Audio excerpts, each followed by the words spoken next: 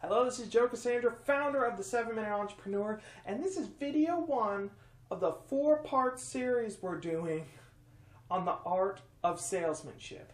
In this first video, you're going to learn how to use ghosts in your daily life and in your sales to successfully persuade people. How are you going to do that? Find out next.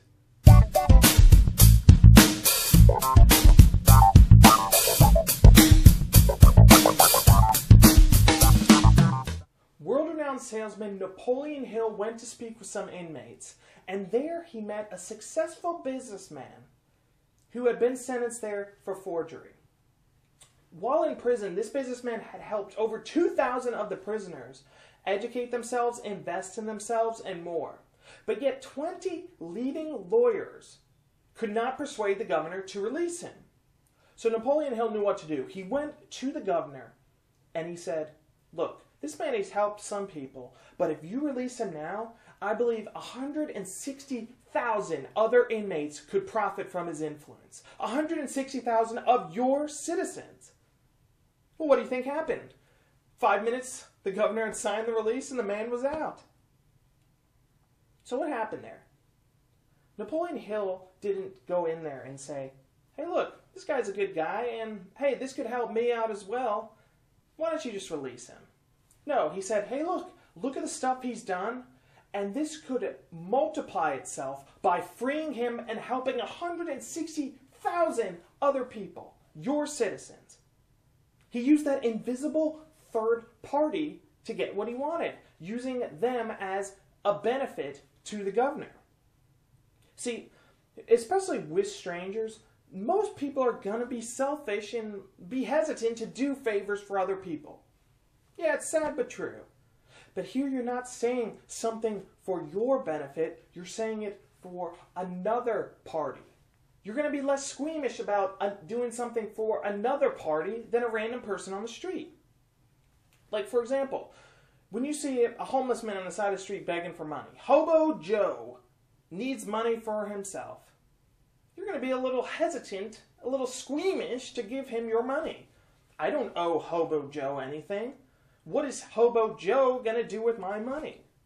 But yet, if the same Hobo Joe was saying, "Hey, I'm raising money for Girl Scouts of America, St. Jude's Hospital," you're going to feel a lot better about giving him money because it's not for Hobo Joe, it's for Girl Scouts, St. Jude's Hospital.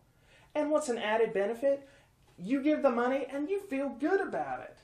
When the governor is going to help 160,000 of his citizens, he's going to feel good. Who wouldn't feel good? I'm helping 160,000 people.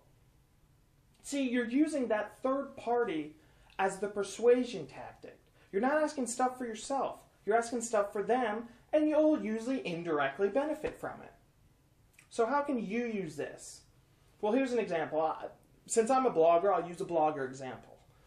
When you approach a site to give a guest post, if you approach them with, "Hey, I like your stuff, and can you help me out? I'd really like to market myself a little more, and I think you could help me with that.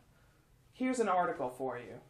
They'll usually look at it and be like, "Okay, little shrimp, get out of here." But then if you come with that same article and say, "Hey, I see your readers really like this content, and I've seen they have some questions that I believe are answered in this. What do you think? I think it could be helpful for them. What do you think?" You're giving them the option. Well, automatically, you're removing that benefit from you and giving the benefit to that third party. They enjoy this. They have questions about it. This could help. The editor's usually going to be a little more open about it. So whenever you go into a sales situation, negotiation, an interview, what third party could benefit and I use as a persuasion tactic? Think about it. Get creative with it. You'd be surprised by the results. For more awesome content like this, make sure you head on over to the 7-Minute Entrepreneur website at the link right below me. And while you're there, make sure you subscribe for free updates and some bonus material goodies just for you, the subscriber, including a free ebook on investing in yourself and the monetary and intellectual benefits you will get from doing that. And then also, if you have a friend who may be struggling in a sales situation, negotiation, interview situations, and need that confidence boost, this video may be helpful to them. So make sure you send a link to your friends as well. And also, tune in to the next part of this video series, part 2, the crystal ball effect. I'll see you then.